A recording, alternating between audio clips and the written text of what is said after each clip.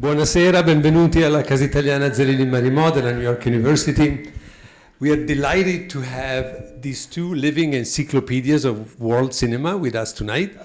As you know, the format of the Forgotten Gems is an idea of Antonio Monda, and it's part of Le Conversazioni, that is a much larger and broader festival of conversations about literature, cinema, architecture, and much more that Antonio has established along with Davide Azzolini, and that started in Capri, Italy, not a bad place to be born at, right? And it brought them good fortune because it then expanded throughout the world, including Bogota, Colombia, Rome, Naples, New York, and we are delighted to be one of the homes of Le Conversazioni, and specifically of this series. As you know, the formula is that Antonio and his guests present 3 films each that they believe have been forgotten or have not been sufficiently appreciated when they came out, and they present them to us and they offer them to our attention so we might rediscover them or discover them for the first time. Some people have reached out to us and have asked, can you tell us what the films they're talking about are tonight? No, we cannot. Because the whole point is that you come here and you discover, and then once the evening is over, then we publish also the revelations, the choices of our friends. And it's particularly a happy occasion for me to welcome back Richard Peña to the Casa. Antonio is always here. Yes. Antonio was here also last night to present Luciana Capretti's book, and we're delighted to have him back. Richard Peña is a legend in the film world, and you might know him as the program director of the Lincoln Film Society at Lincoln Center, director of the New York Film Festival, and in many other capacities. And I think if there is something, professor of cinema at Columbia University, most recently in China as Walt Disney professor, and I would say that one thing that characterizes Richard's commitment to cinema and to film studies is the internationalization of the field. No cinematography is foreign to him. And what he has done in terms of bringing to New York and bringing to the world, actually, cinematography from all over the world, and especially from places where nobody else pays any attention, cannot be underestimated. He really pioneered entire national production or continental productions that were totally ignored, talking about forgotten gems, and brought them to light and made them available and made them enjoyable for all of us to appreciate. So he did a great job. He was recognized. He's a Chevalier de la Légion d'honneur from the French government. He's a Knight of the Italian Republic. He shares that honor with Antonio. They are good friends, and they've collaborated on many projects, including, I believe, you established Open Roads. So Open Roads, the Italian Film Festival at Lincoln Center, started under their aegis. They made the first selections. They brought the first groups of films. And I believe the date remains the same, right? The beginning of June, about a dozen new films from Italy come to New York, but they started it. So we're very grateful to both of them for that. So they're friends, they're good friends, but they also have very different tastes. So I think this evening is going to be very interesting. Let's say, for lack of a better comparison, since we are at Casa Italiana, Antonio is more of a Fellini guy, where Richard is more of an Antonioni guy. Correct? And we'll leave it at that, because you're going to discover the rest of their differences and also similarities, of course, in the course of the conversation. I would like just to remind the last book that Antonio published. It's a 400 pages affair. 700 pages. I have it, and I even started reading it. It's called Incontri ravvicinati, that is Close Encounters. It's a direct reference, of course, to a film that you both love. That's something you have in common. And it's a series of beautiful, very lively, very sparkling portraits of people that Antonio has met throughout his life, particularly here in the city. It's delightful to read, and it's something that you can skip from one chapter to the other and then go back and then ignore a character and then go back and discover it. We're going to present it sooner or later, right? But for tonight, we're going to discover the 6 forgotten gems that Antonio Monda and Richard Peña have prepared for us. Please welcome them.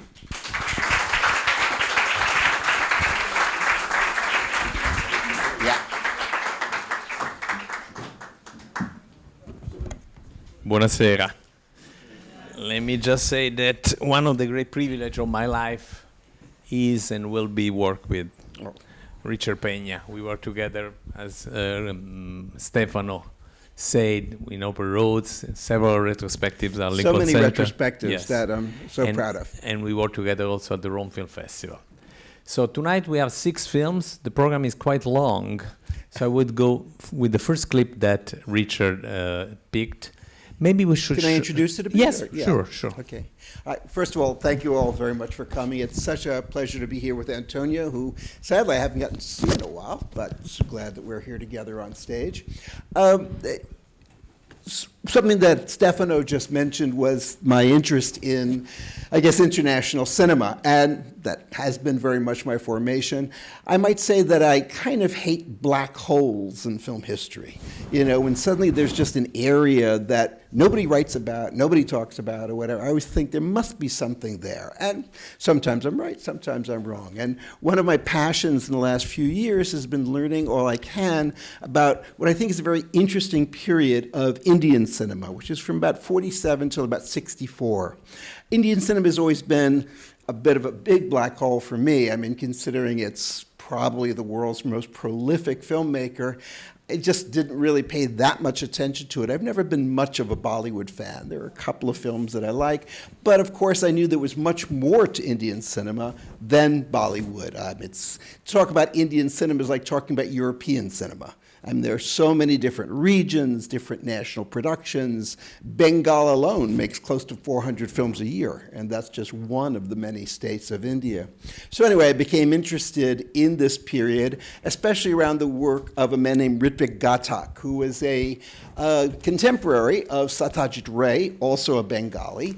And again, what happens sometimes, this is take nothing away from Ray, when you have a figure like that, who is really a master and whatever, sometimes they overshadow everyone else, so that everyone else becomes much less well known, and they almost come to stand for Indian cinema, which I think, especially in the case of Ray, was in a certain way unfortunate, because I think he was quite different from all these other people. Many of these other people worked in the commercial industry, whereas Ray always kind of was one or two steps away from that.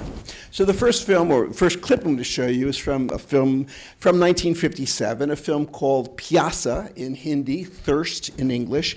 It is directed by and stars an extraordinary artist by the name of Guru Dutt. And Guru Dutt began making films in the early 1950s, both as a director and as an actor. He was very popular in both. He also started out as a dancer and choreographer. And in the sequence you'll see, I think you'll feel some of that choreographic sensibility that he has. Payaasa is a film about a poet, played by Guru Dutt himself, whose work is completely ignored. In fact, it's vilified. He really sleeps on the streets, you know, his own family kicks him out, all kinds of terrible things. If you see the whole film, which I hope you will someday, you'll see that what happens is that after he supposedly dies, his work is discovered and suddenly becomes this national hero, you know, and meanwhile he observes all of this from afar. It's really a remarkable film in many ways.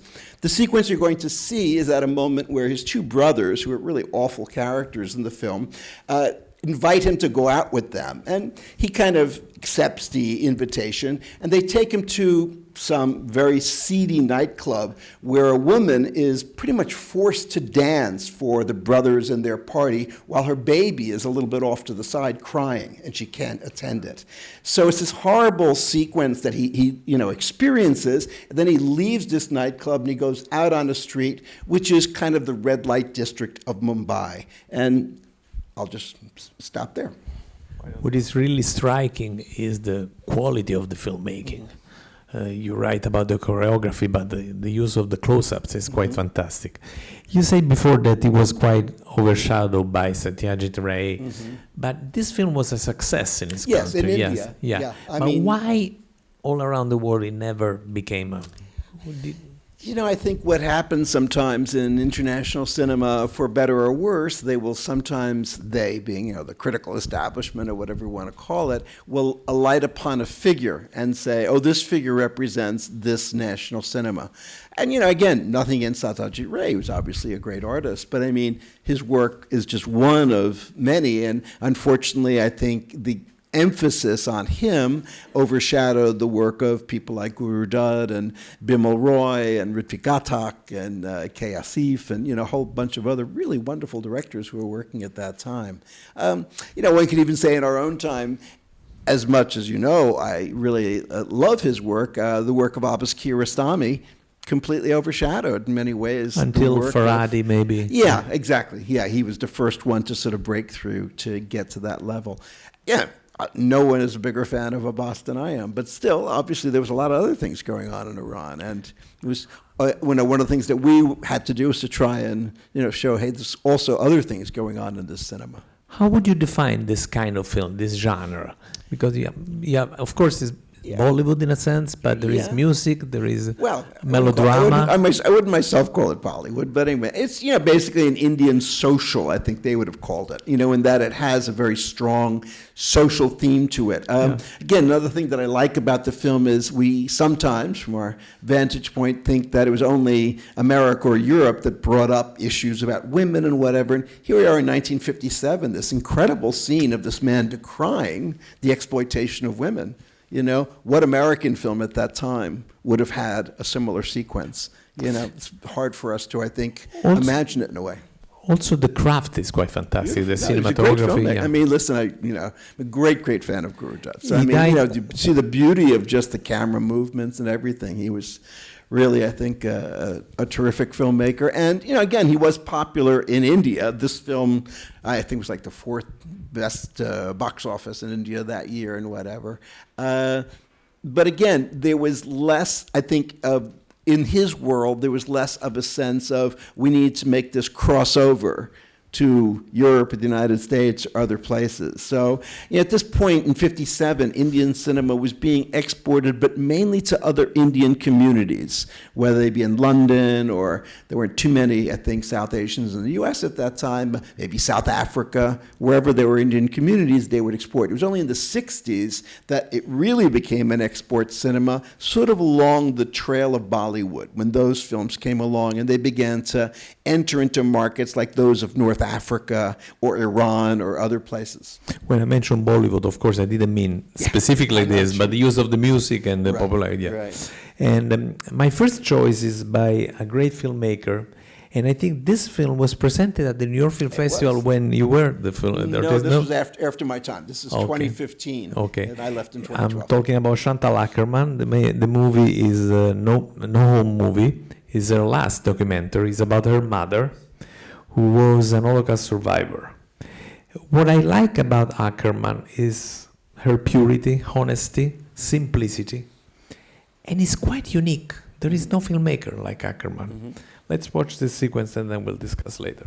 La mia prima scelta, per favore. I never asked, are you a fan of Chantal Akerman? Yes, a great fan.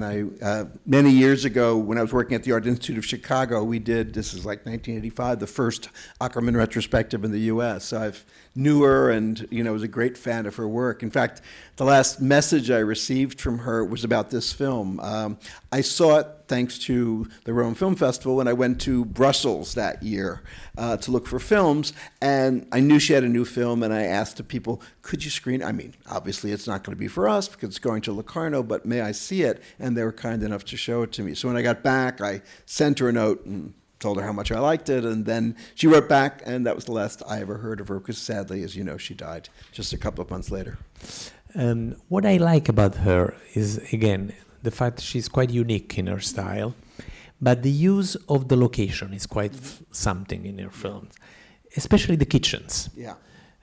Most of her films, in particular her most famous film, Jean Dillman, which was recently considered the best film ever made, which is one of these crazy, Troppo. Yes, it's too much. But why she used the kitchen, and how the kitchen is related to most of the time a woman who is represented in the film. But I think that the thing about Chantal, I mean, there are many things about Chantal, but one of the things is that she was a great landscape artist. She loved landscapes, and she made some films such as one about the American South and whatever, one in Israel, where she really talked about or showed landscapes. And so wherever she is, as you say, the setting itself becomes almost a subject of the film. A character. In many ways. So And you have the feeling that she knows exactly what she wants from her films, and she refines everything until purity. And for her, it's more important to not to how to make a film, but why to make a film. And it's something quite moving. If you enter her world and understand what she's trying to do, I think it's a great artistic experience. She's a true poet of the screen, I think. And among the many things I like about Chantal is she's also one of the filmmakers, we call her a narrative, whatever filmmaker if we want, who was clearly very much in dialogue with what we call experimental or avant-garde cinema. She was an enormous fan of Michael Snow, the Canadian artist who lived and worked in New York for a while as well, who is also a landscape filmmaker in many ways. She worked in New York also. She was a teacher, New York in I think, 1968 and stayed till 1972, at which point she moved back to Brussels. And at one point, I think, collected tickets at Anthology Film Archives or something like that. But she came to New York because she was so taken with the experimental films that she saw in a festival in Brussels that she thought, this is where I want to be, and made some films here, you know. One more thing. I read somewhere that she decided to become a filmmaker after watching Pierrot Le Fou by Jean-Luc Godard. How do you see this relationship? Do you read this in her films? Yeah, I actually see less of Godard perhaps than I see of, you know, Snow and other experimental filmmakers. I mean, I think she comes very much out of that moment of what we used to call structural filmmaking. I mean, often her films have a very stiff structure in a way, you know, but I mean, within that structure, she, you know, really works marvels. I think with Godard, I think she liked the fact that the films of Godard expressed this extraordinary liberty, you know, to do anything and whatever. I mean, they clearly are invented every minute. You know, he doesn't pay attention to structures and things like that. And I think that was very encouraging to her.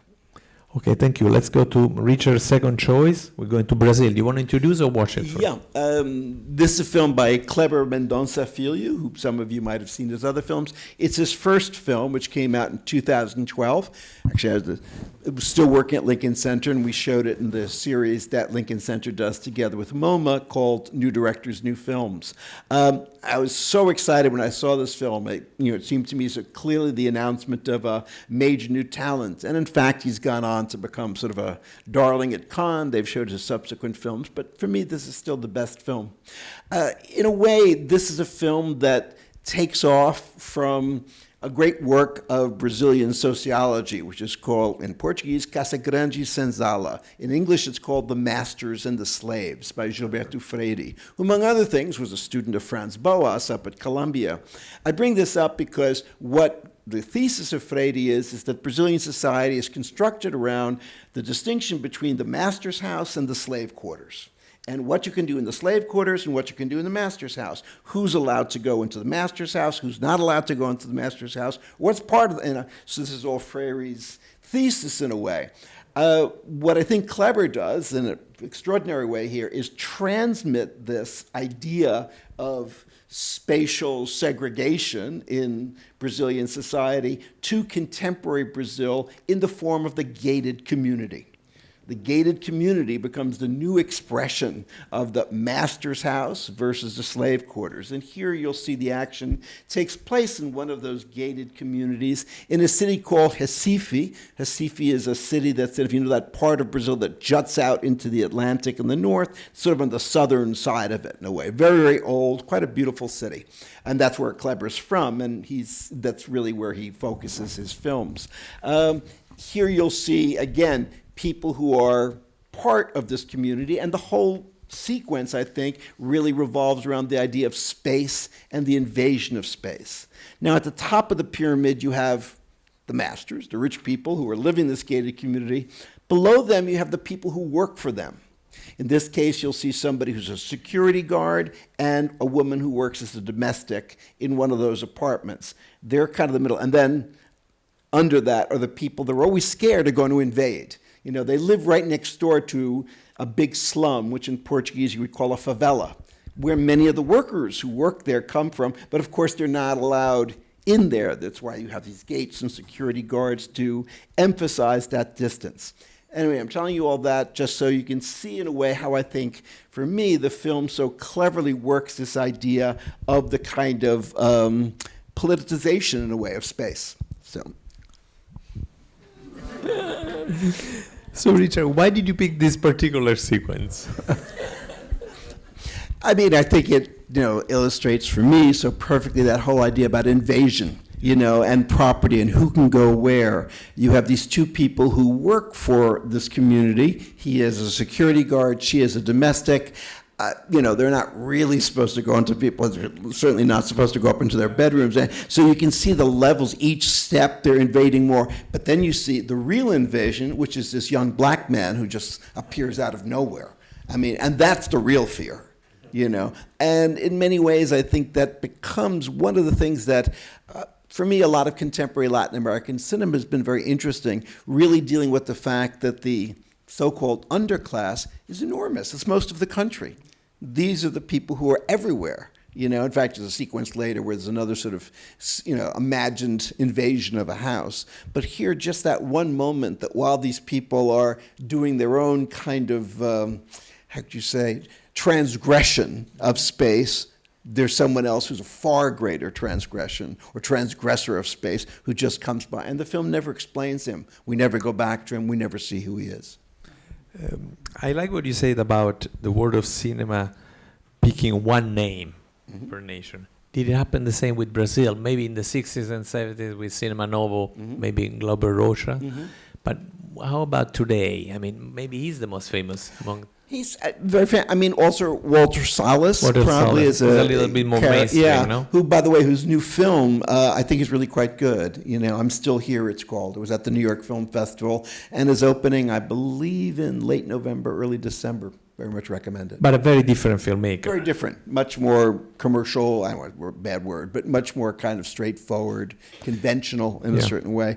Kleber is somebody who really, I think, in all his films tries to stake out new territory. But you liked, you didn't like as much as this one. This, for me, remains his great, great film. I think it's really an extraordinary... For me, this and probably Lucrecia Martel's La Ciénaga are the two great Latin American films of the 21st century. They're films that I think are so spot on in terms of the way that they really analyze their societies, the beauty of the filmmaking. So much of what goes on there. I think the other two films, Aquarius and Bacurau, have their... I like Bacurau, to be honest. No, they have their qualities, but to me, they don't have just the force of this one. I also do like the documentary he made called Picturing Ghosts, which I think is good. But this remains my preferred Kleber film. Let's go now to my second choice, which is an Italian film. I will not introduce it because I have a funny story to tell you later. This is, of course, the stunning debut of Paolo Sorrentino. At the time, he was completely unknown, as Tony Servillo was. I was going to ask you, how well-known was Tony Servillo when he made this? He was a stage actor, practically unknown. I'll tell you later the funny story, but I want to say something about the film because some of you maybe don't know it. It's about two characters with the same name, Antonio Pisapia. One is a soccer player who wants to become a coach, and he fails and he commits suicide. And the other one is this guy who is a singer. And they're both based on real characters. The first one on Agostino di Bartolomei, who used to play for Rome, and this one on Franco Califano. I asked Paolo, actually with Richard, because Richard and I invited Paolo maybe 3 times, 4 times at Open Roads. I said, why did you make this film? Why these two characters? I said, because my real dream was to become either a soccer player or a singer. So he put the two characters in the film. I don't know if you like it as much as I do. I think it's one of... I'd like to see it again, but I liked it a lot when we first showed it. Yeah. Now the story.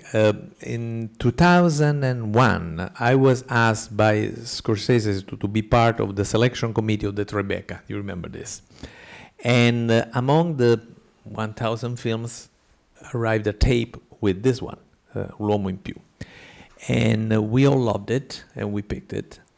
And at the end of the process, Scorsese came to me and said, why don't you call him personally, because he's Italian? And I did, and I didn't realize it was April 1st. So I called, and Scorsese was in front of me, and I said, "This is Antonio Monda. I'm calling on behalf of Martin Scorsese. I'm calling to invite you to the Tribeca Film Festival." And he said in Italian, "Ma vattene a fanculo. Go and fuck yourself." And he hung up. And Scorsese asked me, "What did he say?" And I said, let me call again." So I called him back. I said, "I'm Antonio Monda. I'm with Martin Scorsese," and he realized. So this is the beginning of a true friendship, I think.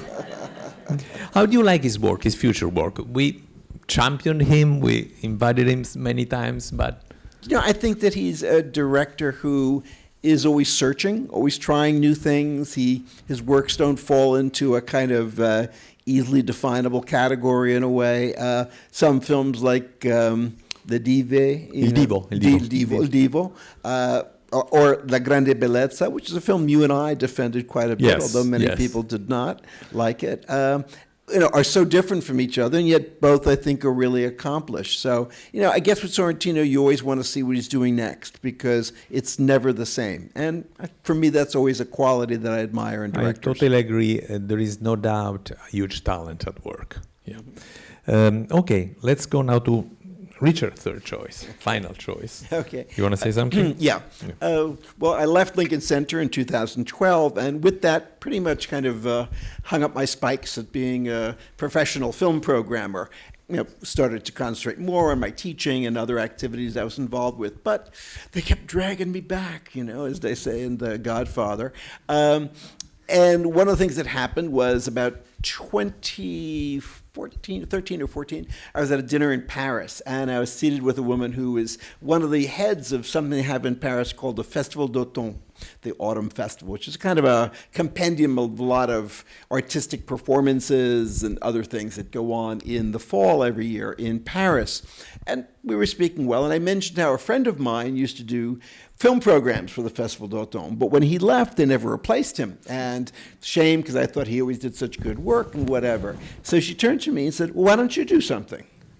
So it was like, uh-oh. And then it was like, I guess I got to put up or shut up. And then it was like, what could I possibly show in Paris that they haven't seen? It's the best film city in the world. So, in a way, it was kind of that much of a challenge. But around that time, I began seeing, through various means, a number of American independent films that seemed to me like truly American independent films. In other words, not to necessarily put down people like Sundance or South by Southwest, but those things have gotten pretty corporate. And, in a way, there wasn't much, that spirit of independence that one finds in a John Cassavetes or a Maya Deren or an Oscar Michaud. These were people who truly were making films outside of the system.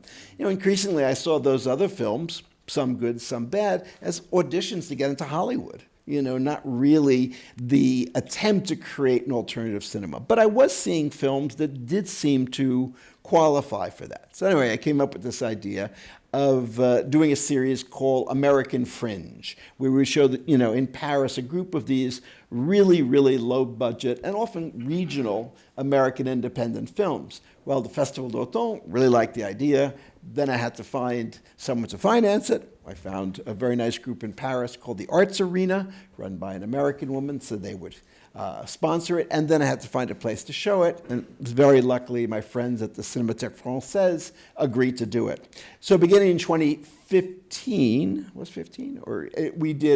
we wound up doing 7 seasons of it. We've ended the program now for various reasons, but we had 7 really, I think, wonderful years. We would bring every November a group of 8 really low budget, to my mind, very creative and very cutting edge American independent films and show them over a weekend in Paris. And they got good crowds, and people got to see a kind of American independent cinema that really didn't go to festivals, wasn't picked up for distribution in France or other places in Europe. So that was American Fringe. One of the films we showed in that film is the film you're about to see a clip of. It's a film called Residue. And Residue was by Merawi Gerima. Merawi's father is a very interesting filmmaker named Haile Gerima. Haile is originally from Ethiopia, And he emigrated to the U.S., I think, when he was a teenager with his family, and then went out to film school at UCLA. Some of you might have heard there's a movement that happened in L.A. towards the late 70s, which is sometimes called the L.A. Rebellion. This was a group of young African-American filmmakers, really the first generation of African-American filmmakers to go to film school.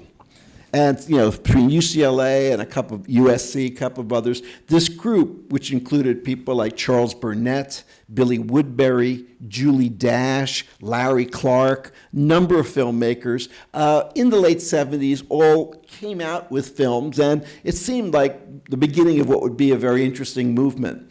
The movement didn't have much longevity, although several of the filmmakers went on to make, I think, really fine films, including Haile, who made films such as Bush Mama and Harvest 3000, Sankofa, a number of films that played, in the independent circuit. Well, anyway, Haile and his wife eventually had Merawi, and he grew up in Washington and, of course, wanted to become a filmmaker. So he went off and went to film school and whatever, and this is the first film that he made. Among the things I love about the film, I think, addresses an issue that is never easy to talk about, which is gentrification. The story, as you'll see, is about a young man who's gone off to film school, nothing autobiographical there, and has now come back to his old neighborhood in Washington, wanting to make a film about that neighborhood. But in fact, this character who you'll see, whose name is Jay, he's been away for a long time, and the neighborhood has changed a lot. In many ways, parts of the neighborhood have gotten much poorer, much more dangerous in a way. And on the other hand, there's been a kind of influx of mainly white middle-class people who have taken advantage of the very nice and old houses there and are now building their own community there. Jay, in a certain way, is as much of a stranger from his old friends and neighbors who say to him, "Why'd you come back here? We thought you were gone." And almost sort of accuse him of, "What are you doing? Why'd you come back?" And of course, these new white inhabitants of this part of Washington who basically look upon him with a kind of mistrust, as they do many of the other black inhabitants. Anyway, it's a film that really looks at the enormous complexity of what's going on in our city and many other cities around the United States when these neighborhoods sometimes undergo changes that aren't perhaps welcomed by everyone. The film is very free-formed. It sort of moves between what you might think is kind of more docudrama to flights of fancy. There's a lot of memories you'll see in this particular sequence. And again, for me, is, I think, one of the most challenging and interesting American independent films in the last 10, 15 years. And sadly, a film that was released with almost no notice. Very few people saw it when I showed it in one of my classes at Columbia. Students were going crazy. Where can we see this film? Why did I know about this film? I don't know, the vagaries of distribution in the United States cinema. But the good news is Merawi's working on a new film, and hopefully by this time next year, he'll have his second film. So let's look at Residue. We are running out of time. I want to ask you one thing. Tell me about the sequence, because I was very impressed by the freedom of the sequence. I mean, one of the things that really struck me when I saw it is, I think between his father and his mom, who's also a filmmaker, he's just as a young man who just has an extraordinary love of cinema. You just feel it. He loves sound and imagery and the way to manipulate them, to express things without necessarily wanting to be didactic. This might have been a little hard to understand. What he's doing there is he's writing because he wants to make a film about the neighborhood, and what we get is kind of a flashback. That young man who has the sort of dreads and yellow jersey is him, But again, it doesn't identify him.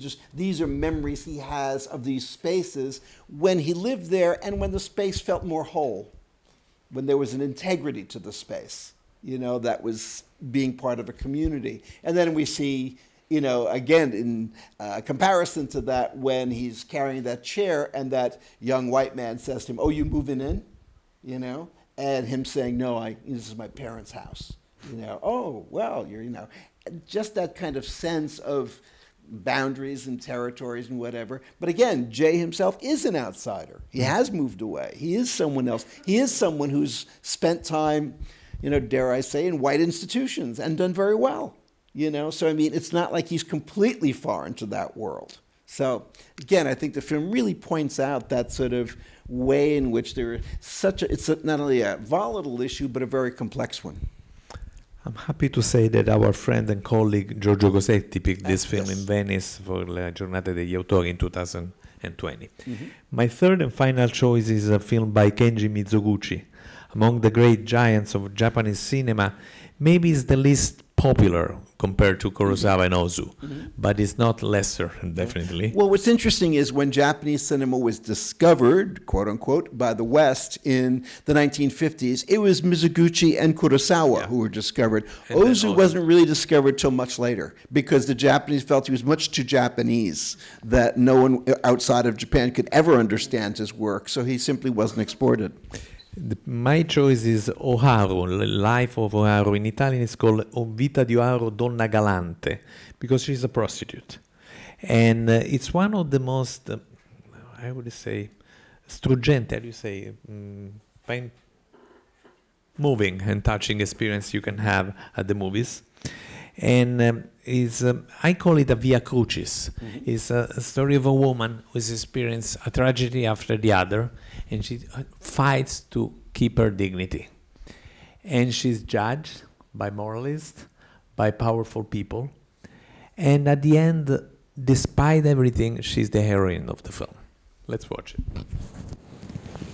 Again, I admire so much the simplicity. The camera moves only at the end. Everything is perfectly composed inside the frame. But through this simplicity, I think Mizoguchi tells everything that we need to know about the characters, and also about class, about moralism, prejudice. And I think it's quite an extraordinary film. I don't know if you... No, it's a great... It's actually... people often cite, I think somewhat correctly, that it was Rashomon that really was the great crossover film. But actually this, which was shown the year before in Venice, really got a lot of notice. A lot of people began, Andre Bazin dedicated a wonderful essay to it. So, I mean, you know, so when Rashomon came, there was already buzz about Japanese cinema. But this was the film that really was first really excited European critics. You mentioned that Ozu was discovered later. How many years later? Depends on how you Was look it the at Nouvelle it. Vague? Among the things that filled me with pride about the New York Film Festival was the first New York Film Festival in 1963 showed Ozu's last film, which was An Autumn Afternoon, which was the first major screening of Ozu. You know, again, there were Japanese movie theaters that existed at that time in Los Angeles. I understand the Tokyo Story was shown successfully and actually got a review, although not a very good one, in LA Times and whatever, when it showed there in like 1954. But you know, again, Ozu was just seen as being too Japanese. Oh, the Westerners will never get this guy. So it wasn't really until after that screening, and then I think it was in 1970 or 71 that the Japan Society here in New York it was at the Museum of Modern Art when Donald Ritchie, the great American scholar of Japanese cinema, did a complete Ozu retrospective. And after that, he was off to the races. I would always say the two directors that, when we would ask people, who are your influences, the two that everybody always said were Ozu and Buñuel. Yeah, you're right. In particular, Paul Schrader, who wrote a book on Ozu, a fantastic book. No, but I mean, it was extraordinary how often Ozu would come up, you know, and that he was supposed to be the one that, you know. And now maybe we like it because it's too Japanese.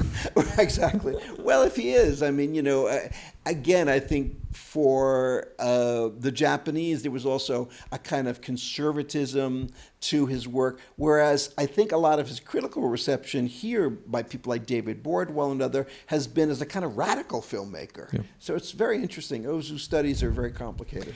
I have a surprise for you. We have a tradition here to end our meeting with a comic relief, because most of the film we pick are very, very sad. The sequence is not actually a comic sequence, but there is the greatest Italian comedian, Totò. So let's watch it together. I want to be honest, I don't love this film, but this particular sequence I think is magnificent. The way he reinvents il Cantico delle Creature di San Francesco is quite fantastic. I just want to tell you one thing. Once I interviewed Dino De Laurentiis, who, as you know, was a legendary Italian producer who moved to America, and in the last 30 years of his life living in Los Angeles, he producing great blockbusters such as 3 Days of the Condor, Serpico, Conan the Barbarian, many others. And he worked with all the greatest stars. And I asked him, who was the greatest actor you ever worked with? And he said, Totò. Grazie a tutti. I want to thank Richard Peña, Stefano Albertini, e a tutti voi. Our next event of Le Conversazioni will be on December 17 at New York Historical Society, Cinema and Architecture with Daniel Libeskind. Thank you.